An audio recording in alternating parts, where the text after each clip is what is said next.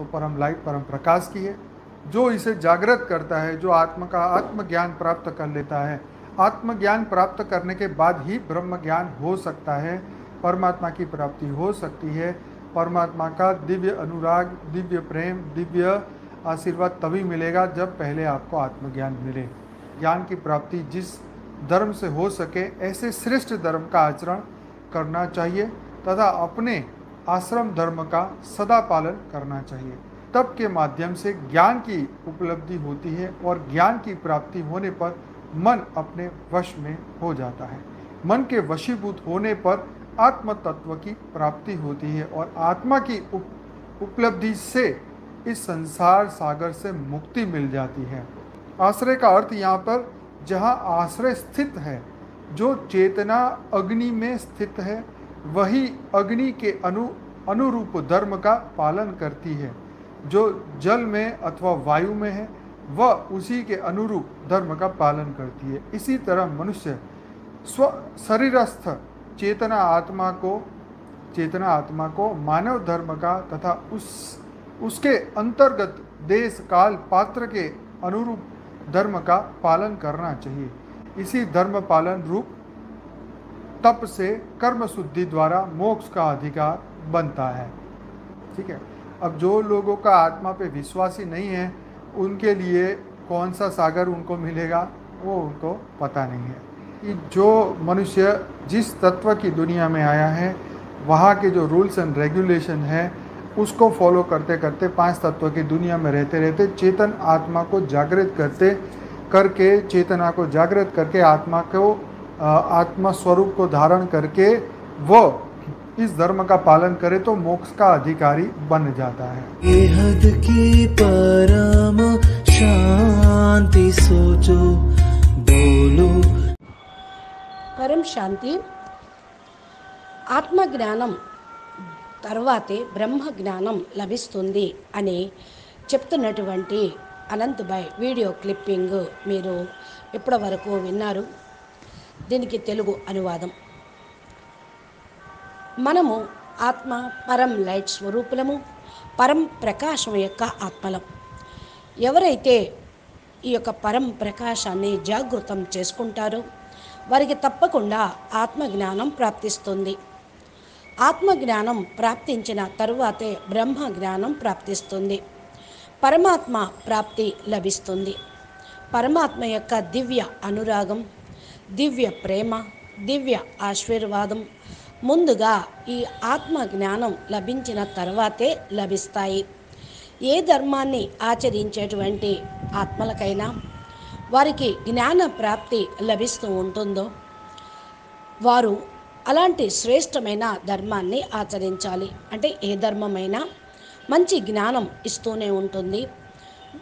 నా ధర్మం గొప్పది, మీ ధర్మం తక్కువ, నా ధర్మం శ్రేష్టమైనది అని వాదోపవాదాలు లేకుండా ఏ ధర్మమైనా సరే మీకు జ్ఞానం ఇచ్చిన దాన్ని ఆచరణ అనేది చేయాలి. అదే శ్రేష్టమైన ధర్మంగా భావించాలి. మీరు ఆశ్రమ ధర్మాలను ఎల్లప్పుడూ పాటిస్తూ తపస్సు ద్వారా జ్ఞానంను పొందాలి. జ్ఞానం ప్రాప్తించిన తర్వాత మీ మనసు మీ యొక్క నియంత్రణలోకి వచ్చేస్తూ ఉంటుంది. మనసు నియంత్రణలో ఉండటం వల్ల ఆత్మ తత్వము ప్రాప్తిస్తుంది. మరియు ఆత్మ ప్రాప్తి వల్ల ఈ సంసారం అనే సాగరం నుండి మీకు స్వేచ్ఛ అనేది లభిస్తుంది. ఇక్కడ ఆశ్రయం అంటే అర్థం ఏమిటి? ఆశ్రయం అంటే ఉన్న చోట అనగా ఏ చైతన్యం యొక్క అగ్ని ఉందో అదే అగ్ని అనుసారంగా ధర్మాన్ని అనుసరిస్తూ ఉండటం. ఏదైతే జలంలో లేక వాయువులో ఏదైతే జంతువులు ఉన్నాయో, జీవులు ఉన్నాయో అవి వాటి ధర్మం అనుసారంగానే అనుసరిస్తూ ఉండాలి.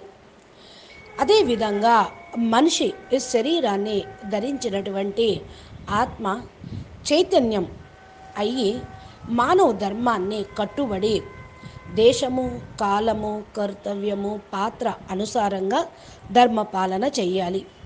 ఈ విధంగా ధర్మ పాలనతోటి తపస్సు ద్వారా కర్మ శుద్ధి ద్వారా మోక్షానికి అర్హత పొందుతారు.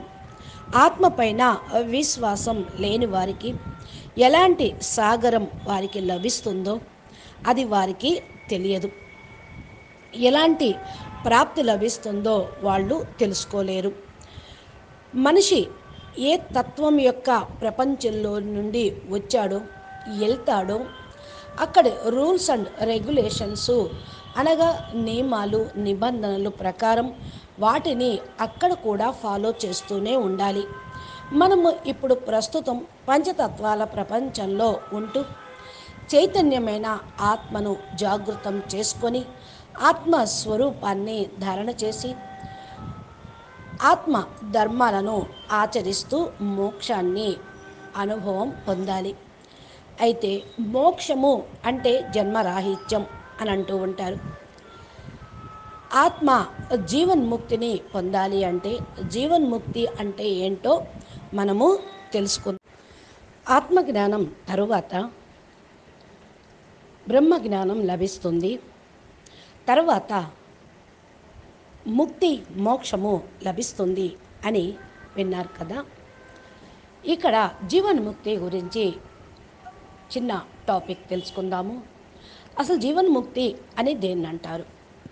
జీవన్ముక్తి అనేది ముందు మనము దేహంగాను మేము పురుషులమని బ్రాహ్మణులమని శూద్రులమని రకరకాల దృఢ నిశ్చయం ఎలా ఉంటుందో అదేవిధంగా దానిని మర్చిపోయి నేను బ్రాహ్మణుణ్ణి కాదు, శూద్రుణ్ణి కాదు, పురుషుణ్ణి కాదు, నేను మరి అసంగ్ సచితానంద స్వరూపమును ప్రకాశ స్వరూపమును సర్వాంతర యామిని అనేటువంటి స్వరూపంలో చిదానంద స్వరూపంలో ఈ యొక్క దృఢ నిశ్చయ స్వరూపంలో జ్ఞానయుక్తంగా ఉండటమే జీవన్ముక్తి.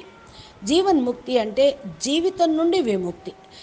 జీవితంలో మరి ఏదైతే మనం ఉన్నామో భావిస్తూ ఉన్నామో హద్దు దేహానికి సంబంధించింది, ఈ ప్రపంచానికి సంబంధించినవి, వాటన్నిటినీ మర్చిపోతూ మనం జ్ఞానయుతంగా జీవించడమే దీన్నే జీవన్ముక్తి అంటారు. అయితే మనం బ్రహ్మ అనుకుని మరి ఈ విధంగా అపరోక్షంగా జ్ఞానం ద్వారా సమస్త కర్మ బంధం నుండి ముక్తులవ్వటమే. ఆత్మజ్ఞానంతో బ్రహ్మ జ్ఞానం లభిస్తుంది కదా. నేను బ్రహ్మ అంటే లైట్ స్వరూపము, జ్యోతి స్వరూపము. ఈ జ్ఞానంతో సమస్తమైన కర్మ బంధనాల నుండి కూడా ముక్తులు కావటమే. అసలు కర్మ అంటే ఏంటి అంటే కర్మ ఎన్ని రకాలుగా ఉంటుంది? ఆగామి కర్మ, సంచిత కర్మ, ప్రారబ్ధ కర్మ, ఈ 3 రకాల కర్మలు ఉంటూ ఉంటాయి. జ్ఞానం ఎప్పుడైతే ఉత్పత్తి అవుతూ ఉంటుందో దీని తర్వాత జ్ఞాని తన శరీరంతో ఏవైతే పాప పుణ్య కర్మలు చేస్తూ ఉంటారో వాటిని అగామి కర్మలు అనే పేరుతోటి చెప్పబడుతూ ఉంటూ ఉంటాయి. ఇంకా సంచిత కర్మ అని దేన్ని అంటారు? అనంత కోటి జన్మల పూర్వం నుండి ఏవైతే సంపాదించినటువంటి కర్మల యొక్క ఫలితం ఉంటుందో ఇవన్నీ కూడా బీజం లోపల అతి సూక్ష్మమైన స్థితిలో ఉంటాయి. వీటిని సంచిత కర్మలు అగా తెలుసుకుంటూ ఉంటాము. తర్వాత ప్రాలబ్ధ కర్మలు. ప్రాలబ్ధ కర్మ అని దేన్ని అంటారు అంటే ఏదైతే ఈ శరీరం ఉత్పన్నం అయిన తర్వాత ఈ లోకంలో సుఖదుఖాలు మొదలైనవి ఇచ్చేటువంటి కర్మలను మనం ఏదైతే అనుభవిస్తూ ఉన్నామో దానితోటి అనుభవించి సమాప్తం చేసుకుంటాము. అనగా ప్రారబ్ధ కర్మలు క్షయం సమాప్తం చేసుకోవటానికి తప్పనిసరిగా జ్ఞానయోగాలు అనేది ఉపయోగపడుతూ ఉంటాయి.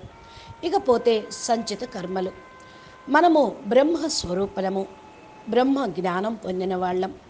ఈ విధంగా నిశ్చయాత్మక బుద్ధితోటి ఆత్మ జ్ఞానంతో వీటిని సంచిత కర్మల్ని సమాప్తం చేసుకోవచ్చు. ఇంకా ఆగామి కర్మలు జ్ఞానంతో నష్టపరుచుకోవచ్చు.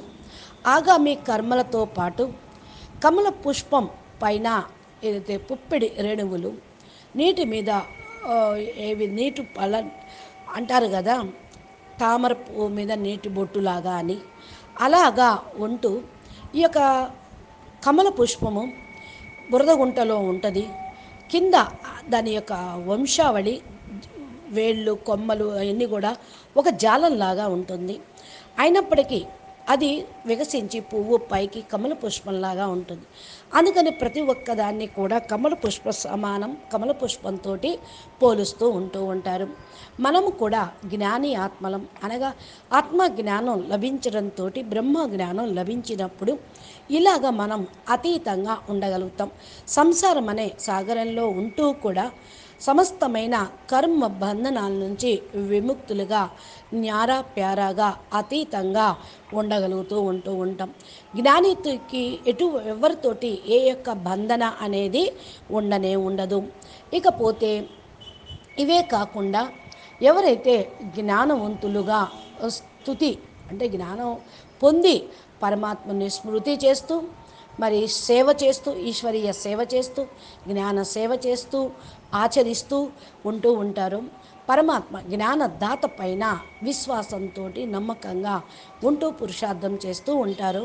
వారు అనేక జన్మల యొక్క ఆగామి కర్మలు, సంచిత కర్మలు కూడా సమాప్తం చేసుకుంటూ ఉంటారు. మరి పరమాత్మ సేవ చేయటంతో కూడా వారికి పుణ్యకర్మ అనేది జమ అవుతూ ఉంటుంది. ఎందుకని? పరమాత్మని స్మృతి, సేవ, ధారణ తోటి వాళ్ళకి పుణ్యకర్మ అనేది లభిస్తూ ఉంటుంది. ఈ పుణ్యకర్మతోటి ఆగామి కర్మలు ఏవైతే ఉన్నాయో సమాప్తం అవుతూ ఉంటాయి. జ్ఞాని యొక్క నింద చేయటం, ద్వేషించటం, వారి ఎడల జ్ఞానంను ద్వారా కూడా సమస్తమైన ఆగామి క్రియలు, కర్మలు యొక్క ఫలితము అనేది పాపరూపం అవుతూ ఉంటాయి. అంటే ఎవరిని నిందించవద్దు, జ్ఞానులను అసలేమి నిందించవద్దు, ద్వేషించను వద్దు, ఎవరి ఎడలా కూడా మరి దుష్కర్మలు, భావము, సంకల్పాలు అనేది చేయకూడదు. ఇలా చేస్తే ఇవన్నీ పాపకర్మల కింద లెక్కించబడుతూ ఉంటాయి. ఈ విధంగా ఆత్మజ్ఞాని ప్రపంచానికి కూడా అతీతంగా వెళ్ళి బ్రహ్మానంద యొక్క అనుభూతిని ప్రాప్తి పొందుతూ ఉంటారు. ఆత్మ విత్ షోకుని కూడా, ఆత్మ శోకము, దుఃఖము, బాధల నుండి కూడా అతీతంగా అయిపోతూ ఉంటుంది. కేవలం పరమాత్మని యొక్క స్మృతితోటే జ్ఞానం ప్రాప్తించిన తరువాత మరి శరీరంను ఏ విధంగా త్యాగం చేస్తూ ఉంటారు. భలే కాశీలో త్యాగం చేసిన, చండాలుడి ఇంట్లో త్యాగం చేసిన, వాళ్ళ యొక్క ఆత్మిక స్థితి అనుసారంగా జ్ఞానం పొందారు కాబట్టి వాళ్ళు ముక్తిని పొందుతారు.